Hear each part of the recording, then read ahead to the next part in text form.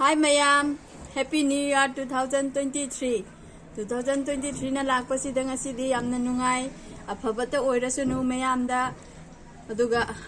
2022 da lairamba phattaba lainatina punama ngarang 2022 gi ahingda bye bye tawkhraba matungda 2023 na lakpasida aphamangot pinabiramu haina nabina punemjai mapuna yaifare ngasidi matam kuina dagi paipu dagi sanaraglaba singi phutlaga irujabagi matangdo utcharake singi phutlaga kari machan hapaga phutpa yabage aduga kari haksang da kanabage haibadusu mayam go isina mayam phutminaraga irujaraga lighting khurumbadusu nachana utcharake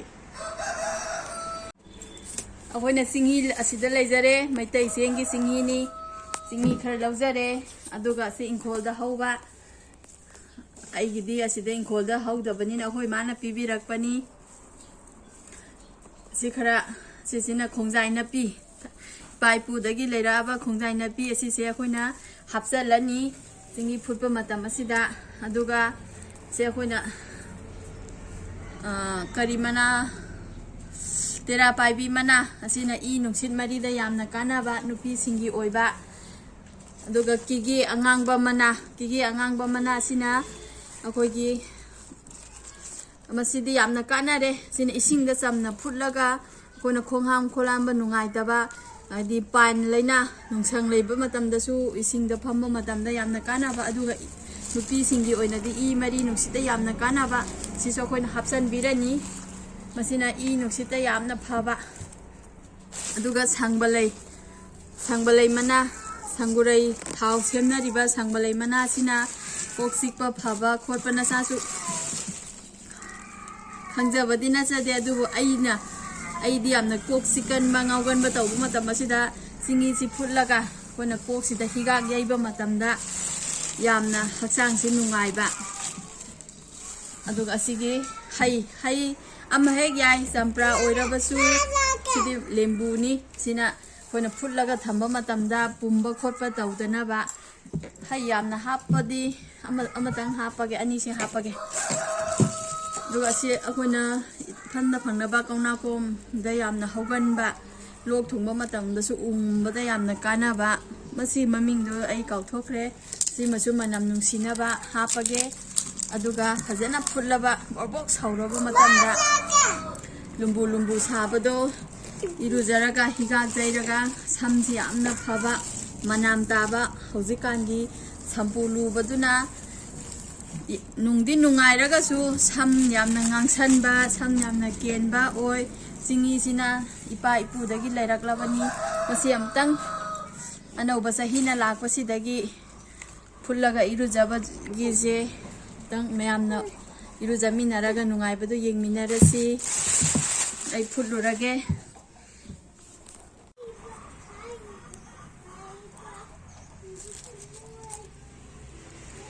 इंगबसिदा मै tingna matam manghandana singi phulani horen phajana sauraga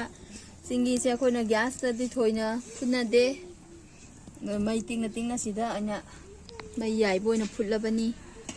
chaudri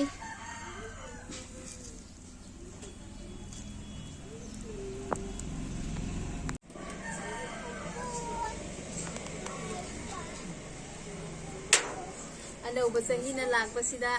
angang su masa matomda yamna wakhal nungaina sanari akhoi yaudabida angangi matau kanana su tamba ngamde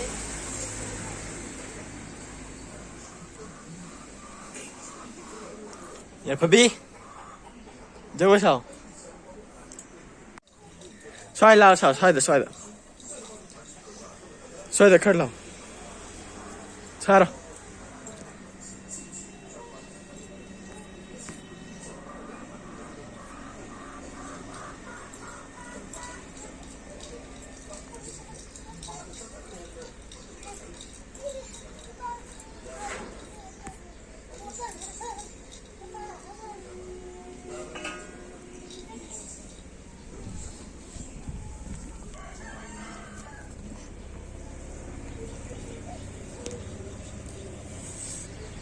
Saba hore saurani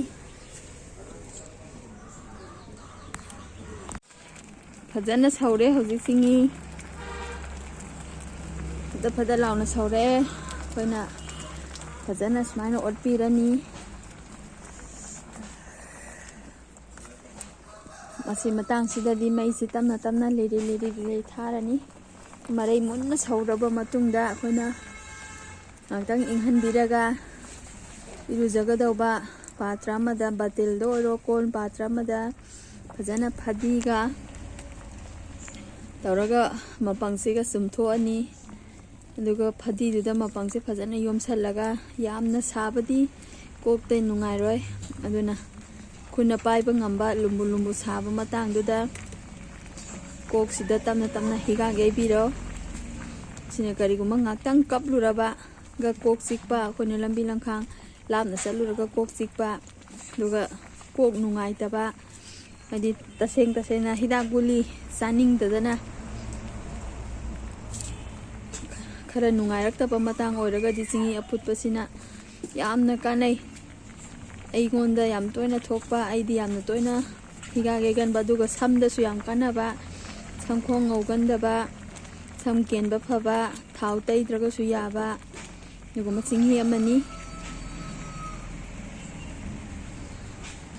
ꯀꯣꯛ ꯆꯤꯛꯑꯦ ꯍꯥꯏꯗꯨꯅ ꯍꯦꯛꯇ ꯗꯥꯛꯇꯔꯅꯗꯤ ꯒꯨꯂꯤ ꯆꯥꯎ ꯃꯤꯠ ꯌꯦꯡꯉꯨ ꯍꯥꯏ ꯃꯤꯠ ꯌꯦꯡꯉꯒꯁꯨ ꯃꯤꯠ ꯁꯣꯛꯂꯝꯗꯕ ꯀꯣꯛꯇꯤ ꯍꯦꯛ ꯇꯣꯏꯅ ꯆꯤꯛꯄ ꯀꯣꯛ ꯉꯥꯎꯕ ꯇꯧꯕꯁꯦ ꯑꯩꯈꯣꯏ ꯅꯨꯄꯤꯁꯤꯡꯒꯤꯗꯤ ꯃꯔꯨꯑꯣꯏꯅ ꯏ ꯅꯨꯡꯁꯤꯠꯁꯦ ꯌꯥꯝ ꯐꯠꯇꯕ ꯑꯗꯨꯅ ꯃꯆꯜꯁꯤꯡ ꯑꯁꯤ ꯍꯥꯞꯄꯒ ꯐꯖꯅ ꯃꯔꯩ ꯃꯨꯟꯅ ꯐꯨꯠꯄꯤꯔꯒ ꯍꯤꯒꯥꯛ ꯌꯩꯕꯤꯕ ꯃꯇꯝꯗ ꯌꯥꯝꯅ ꯀꯥꯟꯅꯩ ꯑꯗꯨꯅ ꯃꯤꯌꯥꯝꯁꯨ ꯌꯦꯡꯕꯤꯌꯨ ꯑꯅꯧꯕ ꯆꯍꯤꯁꯤꯗꯒꯤ ꯁꯝꯄꯨꯒꯤ ꯃꯍꯨꯠ ꯄꯩꯁꯥ ꯇꯤꯡꯗꯨꯅ ꯂꯩꯒꯗꯧꯕ ꯁꯝꯄꯨꯗꯨꯒꯤ ꯃꯍꯨꯠꯇ ꯏꯁꯥꯅ ꯅꯨꯡꯇꯤꯒꯤ ꯆꯥꯔꯤꯕ ꯆꯥꯛ ꯆꯦꯡ ꯆꯥꯝꯕꯒꯤ ꯃꯍꯤꯁꯤꯅ ꯏꯔꯨꯖꯔꯒ ꯏꯄꯥ ꯏꯄꯨꯗꯩ ꯂꯩꯔꯛꯂꯕ ꯆꯤꯡꯍꯤꯁꯦ ꯁꯤꯖꯤꯟꯅꯁꯤ ꯍꯥꯏꯅ ꯆꯍꯤ ꯑꯅꯧꯕꯁꯤꯗ ꯄꯥꯎꯖꯦꯜ ꯄꯤꯖꯔꯤ